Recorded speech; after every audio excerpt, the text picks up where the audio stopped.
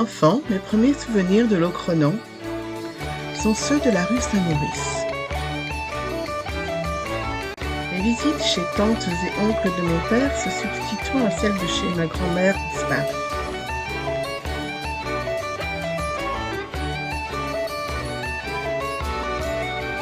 Avec à la clé une orgie de café au lait, de fards, de crêpes et de beurre salé.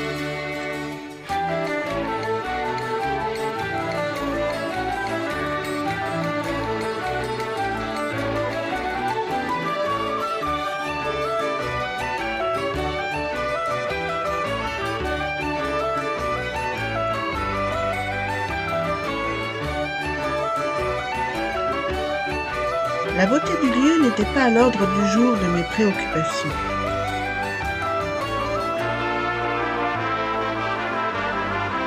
J'étais visiblement plus fascinée par cette petite fille, habillée à mes yeux d'enfant comme une princesse.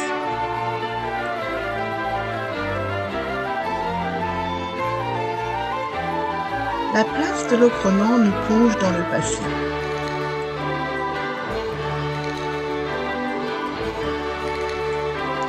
Dès le XIVe siècle, ce fut la culture du chanvre, et plus modestement du lin, qui fit la base de la prospérité du village.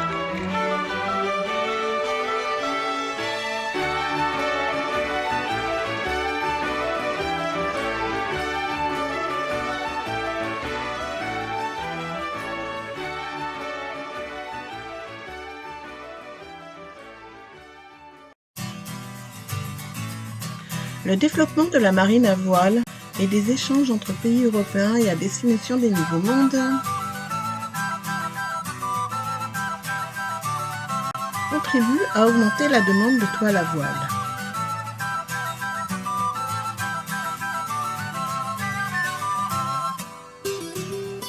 Les paysans vont s'adapter.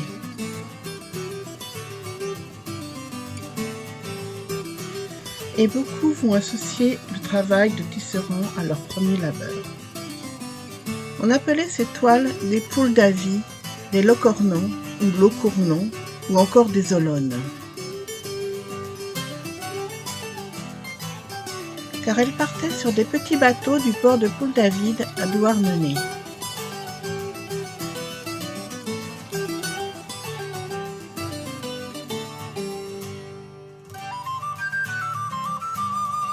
Allant chercher du sel au pays d'Olonne sur la côte vendéenne, il remontait ensuite en Cornouailles anglaise et au pays de Galles.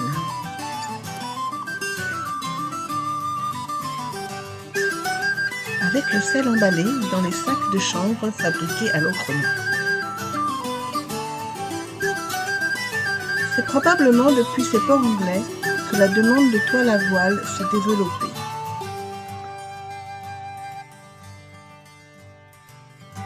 Et encore maintenant, le mot anglais « Pearl Davy » signifie toujours « toile grossière ».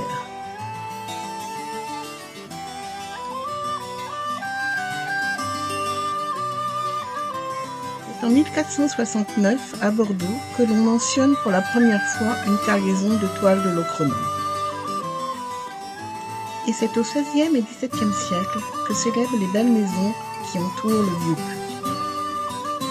Riche famille de tisserands, avocats, notaires, marchands s'installent. Puis le bureau des toiles et l'hôtel de la Compagnie des Indes.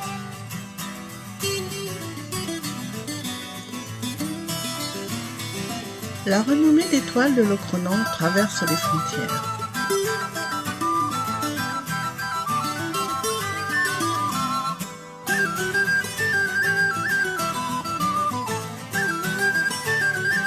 De Bayonne à Anvers, de Cadix à Riga en passant par Lisbonne, elles arment bientôt la plupart des navires.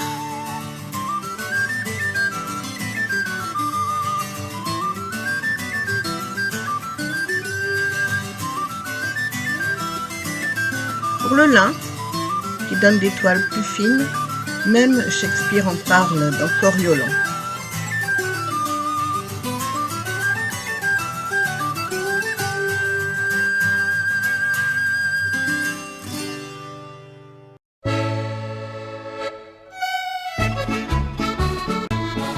Au XVIIe siècle, Malgré la concurrence des Noailles des environs de Rennes, des Olonnes de Vitré et des Bretagnes des environs de Morlaix et d'Andivisio,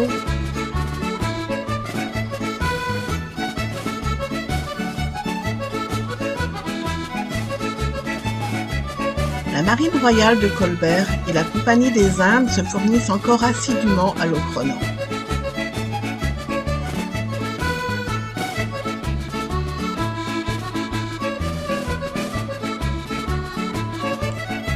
La rue Moyle était le quartier des tisserands.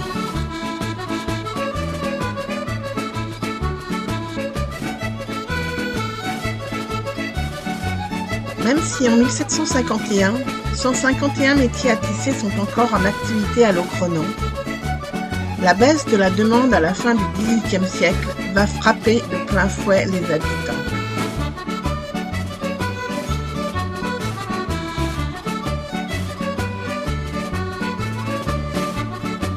Sont en cause la concurrence d'une nouvelle manufacture royale en 1764, qui fait travailler les bagnards de Brest à Pont-à-Nus. Et surtout la mutation des demandes vers des toiles plus grandes pour les nouveaux vaisseaux.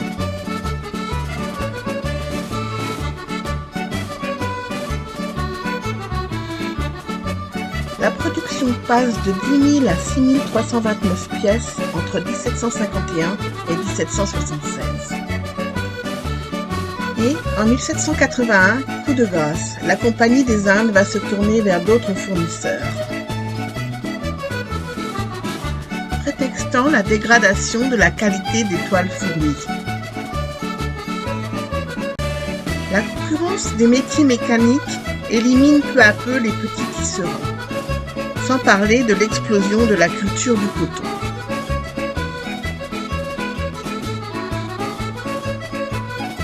Les toiles de Locronan ne servent plus que pour les petits bateaux.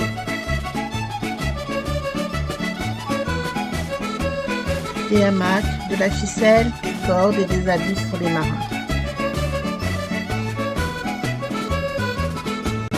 Misère et famine s'abattent sur le village.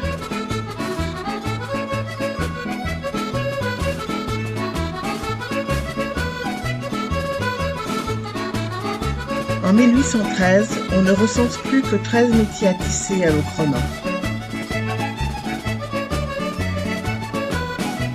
Le dernier métier à tisser cessera de battre à la veille de la guerre de 1914.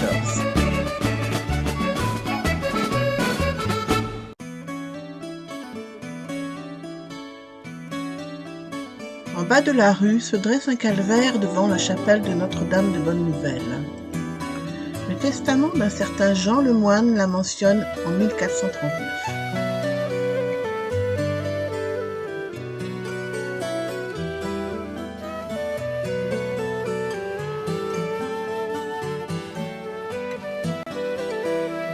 Appelée autrefois Anne-Élise-Névez, l'église neuve, car une autre chapelle aujourd'hui disparue existait en haut de la rue.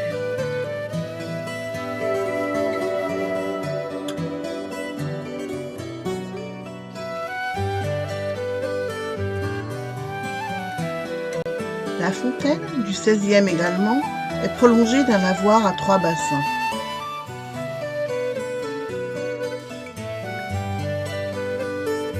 Il est inscrit sur le fronton « Conan, marchand de toile, 1698 ». Elle est dédiée au Saint-Onget Sainte-Trope.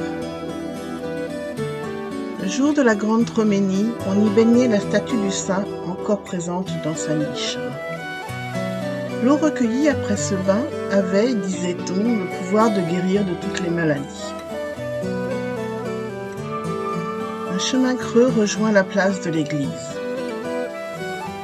qui se trouve au croisement de 2 voies romaines. L'histoire raconte que Rome envoya l'évêque Ronan évangéliser ce petit village breton rétif à la nouvelle foi. Cet Irlandais de naissance prit donc son bâton de marche et arpenta les chemins de ce Németon, sanctuaire druidique. passant par les lieux où se pratiquaient les anciennes croyances.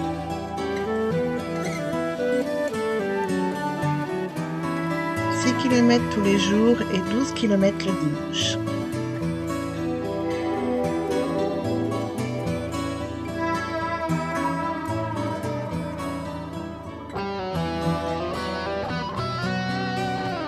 Il a fait du bon travail car un millénaire et quelques siècles plus tard, la Troménie rassemble toujours les fidèles en une grande procession. Parcourant les 12 km tous les 6 ans et plus modestement 6 km tous les ans.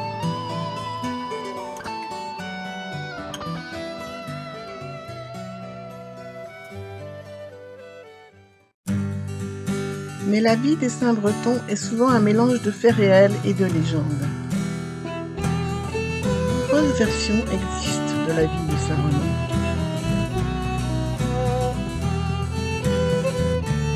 Et celle, imagée sur les médaillons de la chaire à prêcher de 1707, raconte une autre histoire. D'autant plus que cela serait peut-être la vie de Saint Corentin de Quimper.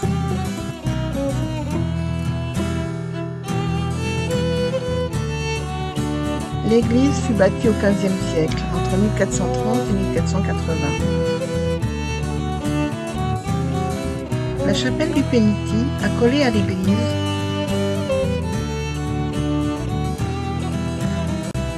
fut commandée par Anne, duchesse de Bretagne et reine de France. Elle abrite le tombeau de Saint Renan.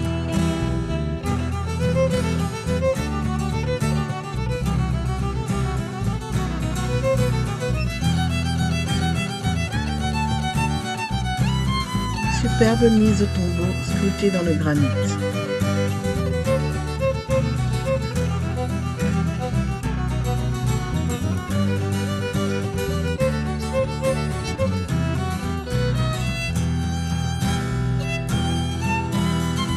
Les bannières de la procession attendent sagement le deuxième dimanche de juillet pour sillonner la campagne et la montagne de Locronan.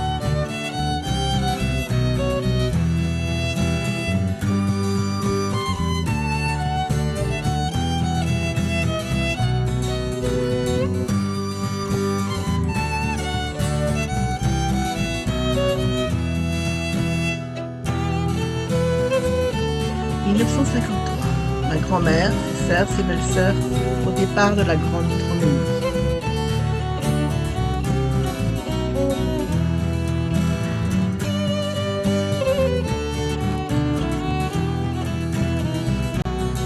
1965.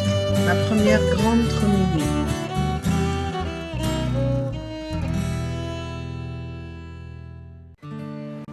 Stations principales et 42 chapelles de piété sont installées le long du chemin pour l'occasion.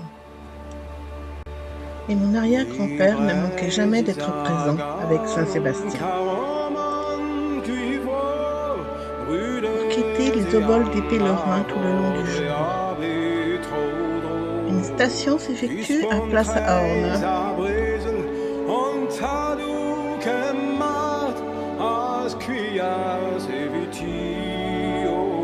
avec un sermon depuis la chaire à prêcher extérieure.